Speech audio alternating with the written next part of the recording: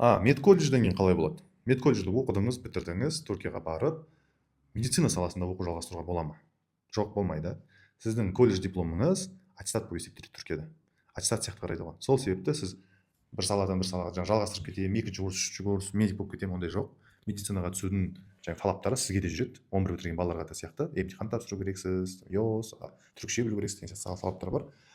Колледж бітіріп, ары қарай барам деген жоқ. Ондай сала жоқ. Бізде Түркияда 11-ді бітіріп, немесе басқа салада колледжді бітіріп, медицина емтихансыз бар ма деп сұрайтындарға тек қана осы Қазақстандағы колледждағы мамандықтарды айта аламыз. Медсестра, жаңағыдай акушер, фармацевт деген сияқты, скорый помощь саласында істейтіндер. 4 жылдық оқу, 4 жыл оқисыздар, высший деп диплом аласыздар, бірақ ол біздің Қазақстанда колледж болып есептеледі. Бір қызығы сондай, Түркияның заңы бойынша.